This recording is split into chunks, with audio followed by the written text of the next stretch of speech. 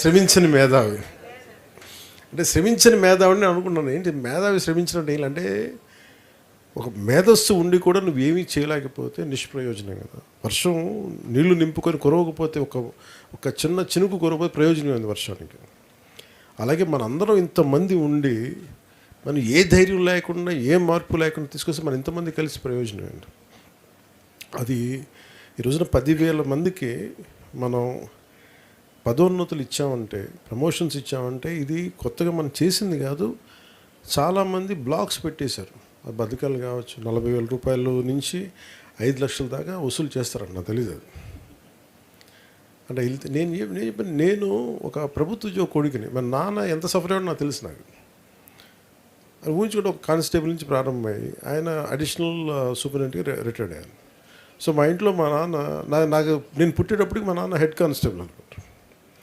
So head constable నుంచి ఆయన SI అవ్వడానికి మా ఇంట్లో చాలా మాటలు ఉండే, నాన్నకి ఎప్పుడు ప్రమోషన్ వస్తుంది.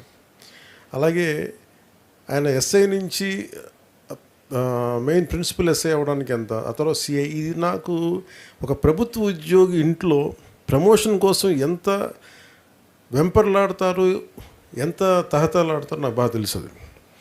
అంటే ఒక ప్రభుత్వ ఉద్యోగి కొడుకును కాబట్టి నేను ఆ కష్టాన్ని నేను అర్థం చేసుకున్నాను. నేను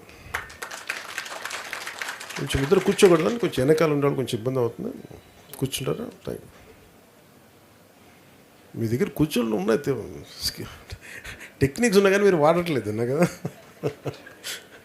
అంటే ఇది అంటే చాలా ఆనందం అనిపించింది. ఇప్పుడు నేను నా కూతురు పుట్టినప్పుడు నేను ఇదే పొజిషన్లో అంటే పెళ్ళి అయ్యేటప్పుడు కూడా ఇదేనా అంటే అవి చూసే వాళ్ళకి పెద్దవి కాకపోవచ్చు, బయట ఉద్యోగులు కాని వాళ్ళకి ఏముందిలే అనిపించవచ్చు. కానీ ఒక ఉద్యోగికి ఆ చిన్న ఆ ప్రమోషన్ ఎంత కీలకం ఒక ఉద్యోగ కొడుకుగా నాకు తెలుసు. అది ఎంత ఆనందం ఉండేదో మాకు తెలుసు. మా ఇళ్ళల్లో అదొక పండగ వాతావరణం ఉంటుంది.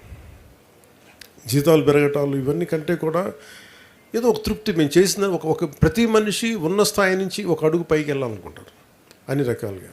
సో దాంట్లో భాగంగా భగవంతుడు మనం ఈరోజు ఇంత చేసామంటే ఎందుకు చెప్తున్నానంటే ఇది నేను చేశానని చెప్పట్లేదు. ఇక్కడున్న మీరందరూ కూడా రాష్ట్రం నలుమూలల మీరు కూటమికి మీరు నిలబడితే మేము చేయగలిగాం. ఆ మాట చెప్పడం చెప్తున్నాను. అంటే మంచి ఆశయాలు మంచి చేద్దామన్న తపన ఉండొచ్చు, కానీ మనందరం కలిసికట్టుగా కనుక లేకుండా మనందరం అంటే మీరు ధైర్యం ఇచ్చింది నాకు మీరే. ప్రణీతి గారు ఉన్నారు కూర్చోబెట్టి, ఎవరినో ఒకళ్ళు మా ఆయనకి మదనపల్లి నుంచి పట్టుకొస్తూనే ఉండాలి. వీళ్ళు నిలబడతారు, మీరు రాని. కొట్టేసాయి లాంటి వ్యక్తి పాపం చాలా ప్రత్యేక పరిస్థితుల్లో నిలబడ్డాడు.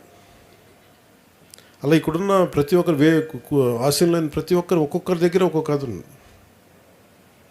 ఆయన ఎడ్యుకేషన్ ఇన్స్టిట్యూట్ ఇబ్బంది అయితే ఆయన కూర్చోబెట్టి ఆయన బయటకు వచ్చి నిలబడింది.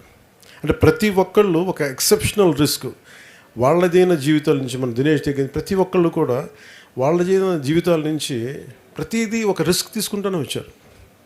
అంటే రిస్క్ తీసుకోకుండా ఏది నడవదు, ఏది ముందుకు సాగించాలి. ఆ రిస్క్ మీరందరం తీసుకున్నందుకు, మనందరం కలిపి తీసుకున్నందుకు ఈ రోజున మురళి గారు కూడా చెప్పిన మనకు ఊళ్ళల్లో రోడ్లు పడుతున్నాయో లేదంటే మనం కూర్చోబెట్టి బెంచ్ కారు కూడా వస్తున్నాయో కావు, ఇదివరకు రాని బెంచ్ కార్లు కూడా వస్తున్నాయని చెప్పడానికి ఇది మనందరం కలిసికట్టుగా నిలబడతాను దీంట్లో.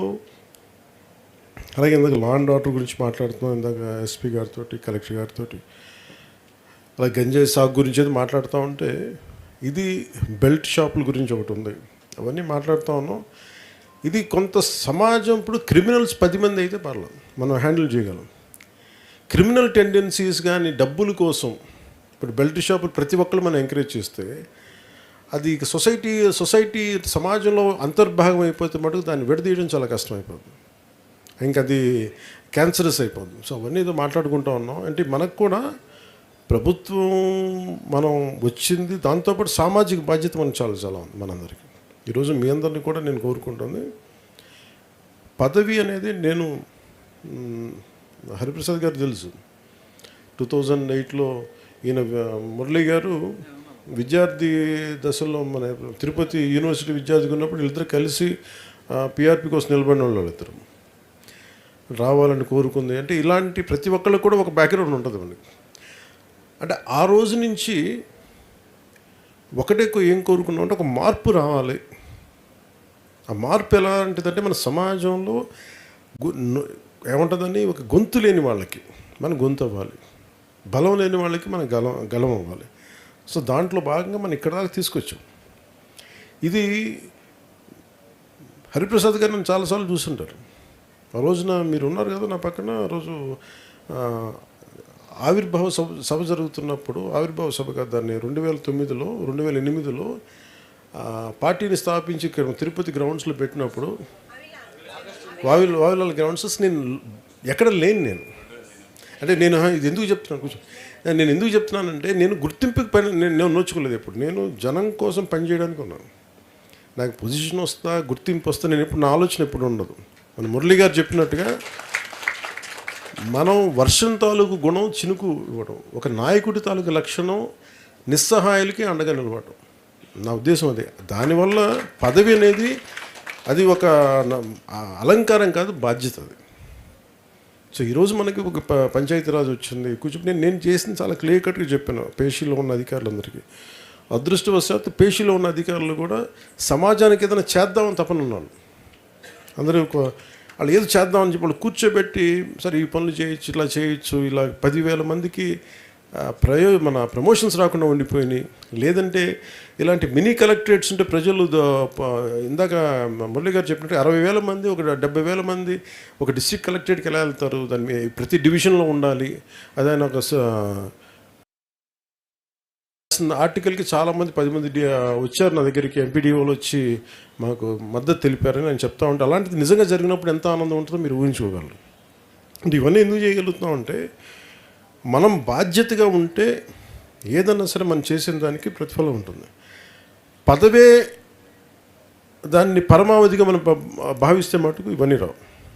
సో నేను మిమ్మల్ని కోరుకుంటుంది, recognition is only by hard work. ఈరోజు మనల్ని ఇక్కడ నిలబెట్టారు ప్రజలు అంటే, నేను ఒకటి అనుకున్నాను, ప్రజలు మనకు ఎందుకు ఓటు వేయాలంటే నువ్వు కష్టపడి పని చేయి. ఒక చిన్నపాటి ఉద్యోగం కావాలంటే మనకి ఇంత చదువుకోవాలి, ఇంత ఒక ఉత్తీర్ణత పరీక్ష ఉంటుంది. అలాగే ఇన్ని కోట్ల మందికి సంబంధించిన జీవితాన్ని ఒక రాజకీయ నాయకుడిగా ఇంతమంది ప్రజా సమూహం ఒప్పుకోవాలంటే నువ్వు క్షేత్రంలో పని చేయకుండా, నిలబడకుండా ప్రజలు ఎలా తీర్పిస్తారు, ప్రజలు నేను ఎలాగా అందలం ఎక్కిస్తారు. అందలం ఎక్కడం మనకి బాధ్యత తప్ప అది మనకి అలంకారం కాదు.